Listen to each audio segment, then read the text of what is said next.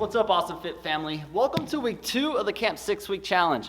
You've been doing the workouts, you've been eating the food, and you've probably now figured out why we call it a challenge. So now that we're in week 2, it's really time to fine-tune the details. So in this video, we're going to talk about 2 things that you really should be doing during week 2 that are going to propel you to success in hitting those fitness goals. At the end of the video, I'm going to be going over a pro tip, so don't miss it. If that sounds interesting to you, go ahead and smash that like button.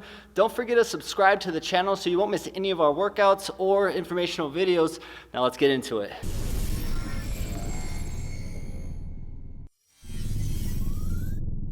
If you haven't worked out in a while before starting this program, you're probably feeling pretty sore, and maybe you even resurfaced some sort of injury. Maybe you have an acute back injury, or you kind of tweaked your ankle a little bit. Now, I can't say one thing that's just going to blanket help everybody solve this issue, but what we can always do is revert back to the basics. So whenever a challenger or a member comes up to me and says, "Hey, Brad, I'm feeling a little weird in my back or my ankle, I kind of tweaked it," I always ask them, how many hours of sleep are you getting at night?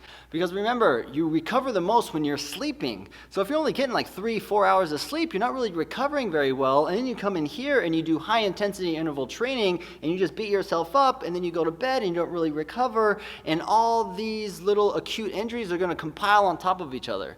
So it's super important that we're getting at least 6 to 7 hours of sleep. If you can sneak 8 hours of sleep in a night, that would be perfect. Now, if you are having trouble sleeping, what I would recommend is pick up the PMs. Pick up the MyoFX PMs.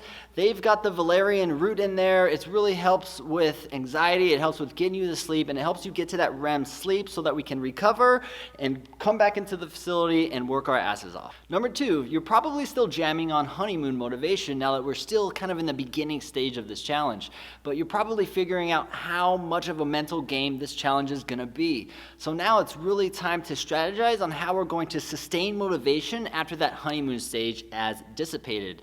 So what I would definitely recommend you do, now that you've been kind of figuring out what your workout schedule is, you're probably noticing the same people in the classes that you've been attending. So now it's time to go up to them and really just introduce yourself. Start building that camp community, because that's really how we're going to get this done together as a group as opposed to you being alone. Because once you start building relationships in those classes, you're going to be able to rely on each other to hold each other accountable to just showing up, as well as working your ass off once you're in here. So what I always tell my clients to do is definitely go meet people, introduce yourself, tell them you're in the challenge, tell them you're new, maybe they're a member, maybe they're also a challenger. And then ask them, hey, can I work out next to you, or can I work out in your same station, so that we can kind of push each other to accomplish this goal. Once you build those gym relationships, you're going to really want to come to the facility more. And then if you want to come to the facility more, it's not going to be more of a chore to work out. And then that is how we start the beginning stages of building healthy habits and changing our lifestyle. If you're going to implement any of those 2 tips into your challenge, go ahead and hit that like button so that I know you're receiving value from this video. Now remember, at the beginning of the video, I told you I was going to leave you with a pro tip. Well, here it is. You probably have already stepped on the scale for the end of week 1 weigh-in. If you have, go ahead and leave how much weight you've lost. I don't care if it's 1 ounce or 10 pounds. Go ahead and leave it in the comment section. I always like to see everybody's weight loss after the first week of the challenge. Now, with that being said, the pro tip is do not compare your weight loss to everybody else's weight loss, because everybody's different, right? It's an accomplishment if you lost 1 pound or if you lost 10 pounds. Because remember, this is a 6-week challenge. This is a lifestyle change. Just because we have 1 week where we don't lose very much doesn't mean the second week we're not going to lose very much. Because remember, I've seen people lose 10 pounds week 1 and then don't lose any week 2, don't lose any week 3, and then lose 5 pounds week 4. I've seen people lose 0 pounds week 1, 1 pound week 2, and then 10 pounds week 3. So it's super important to not compare your weight loss and just be consistent over the whole 6 weeks.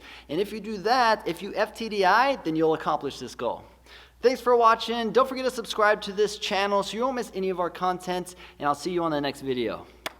What's up, Awesome Fit family? Welcome to week 2 of the 6-Week Challenge. So by now you've already